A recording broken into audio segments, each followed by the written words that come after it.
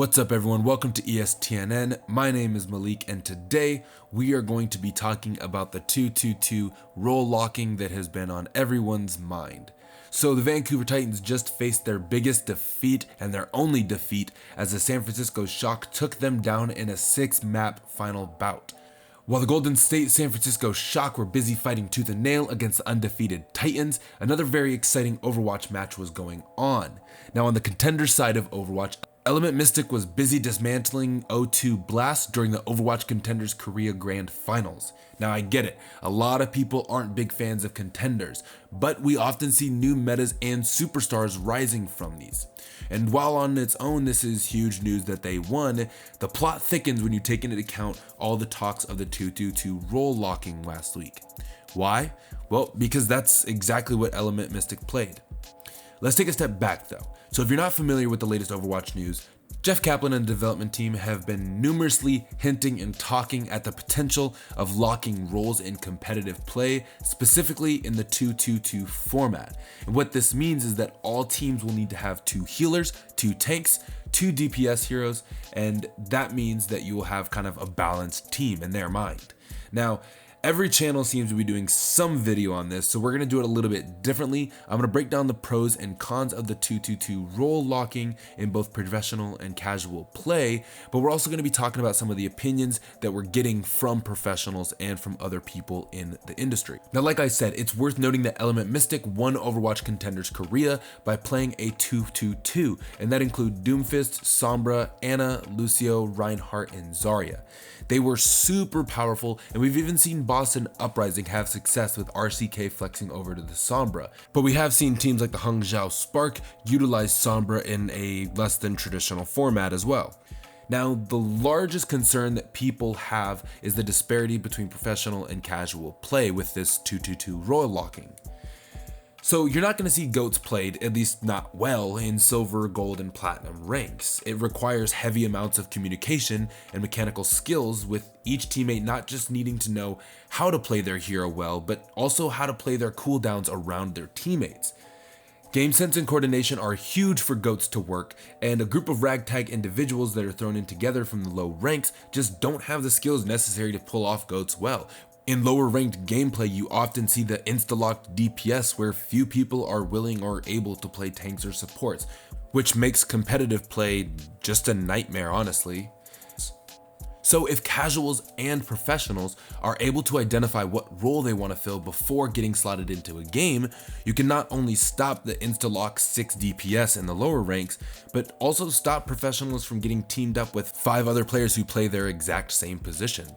Now, Jeff Kaplan did an interview with Stylosa over at Unit Lost, and they talked about role locks and a lot of things, but one thing that Jeff Kaplan said is that if they implemented that role lock into the system right now with no behavioral change from the player base, damage players would have a 20 to 30 minute queue time for a match, and while they may stick around to do that once or twice, they're not going to do that all night and consistently.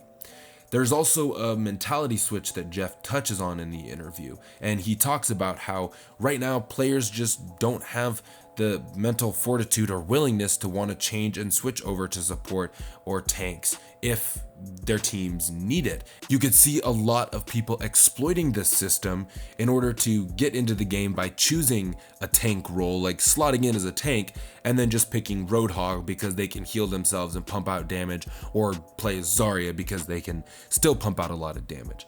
And that's another thing that we need to talk about too. The fact that so many DPS players right now are either stuck on Brigitta or Zarya because that's what the meta is. You've got players like Rascal, like Agilities, Baby Bay, and Hacksaw who are playing Brigitta or Zarya in this GOATS meta because that's what their teams need. Now in a 2-2-2 lock role, players wouldn't need to flex and they could specialize in their roles, which would provide structure to the Overwatch League as well. In football, you don't see quarterbacks playing in a linebacker's position, and it would be much easier when drafting players to build teams. While it would technically limit the number of heroes a pro can play in the scene, it would allow them to focus solely on their roles and improve their style of play and develop new metas within the 2-2-2 that can counter other heroes. You really start to see how things become like a chessboard where each piece has their own set role, their own set of moves, only one thing that they do really well, and you have to use the rest of the team around you to kind of pick and choose and adapt.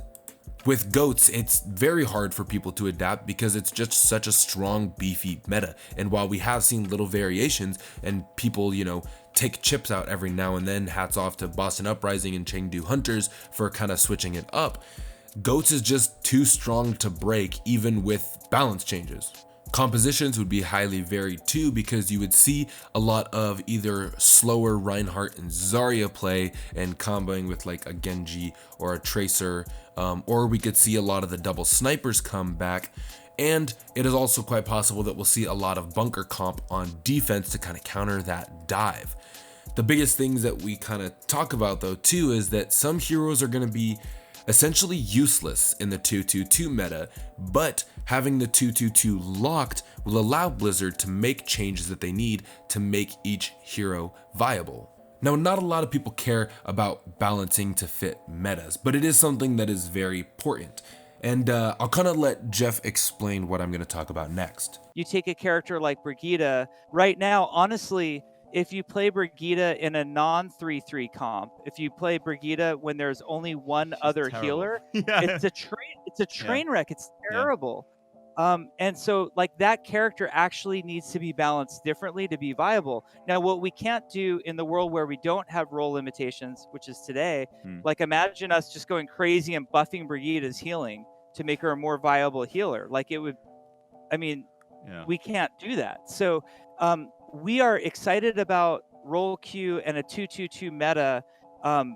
That is something we would like to pursue. It's the scope of work and the community impact and making sure we do it when and if we do it in a way that it's right for the game and right for the player base. Brigitta is a hybrid hero by her nature. She gets aggressive and pumps out a lot of damage and does healing in the process.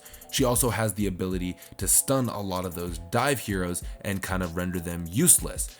But the thing is, Brigitta doesn't do a lot of healing. She doesn't have a lot of sustain, and she needs to be able to get in quickly and get out. Now, the Lucio in this GOATS meta does allow her to do that, but Lucio doesn't do a lot of healing either. He's slow over time unless he has his amp it up. Now, Zenyatta is usually what's used to not just take down those tank players, but to also provide that extra level of healing that Brigitta and Lucio aren't always to keep up on. Like Jeff said, if they were to boost Brigitta's healing capabilities right now, she would be insanely overpowered. But because she can have these other two supports to complement her, it kind of balances out. There are a lot of implications that go into professional play that we could be seeing, but the last point that I want to talk about is for the casual people. Now, myself, I have two Overwatch accounts. I have a tank account and a support account. Now, granted, I let my brother play on my tank account because I don't play as much, but still, I have two accounts and two SRs. Now, if we did have this 2-2-2 role locking, you could forgo that multiple account problem when you want to play a specific role. With the role locking, Blizzard could give you 3 different skill ratings, one for each class, and you will get ranked and play with people to that respective rating. You could have a rating for your tank play, you could have a rating for your damage play, and you could have a rating for your support play. Now, many people choose a role and stick to it because it's just too hard to practice different roles in competitive play unless you have a set team or group that won't get mad at you if you perform below par.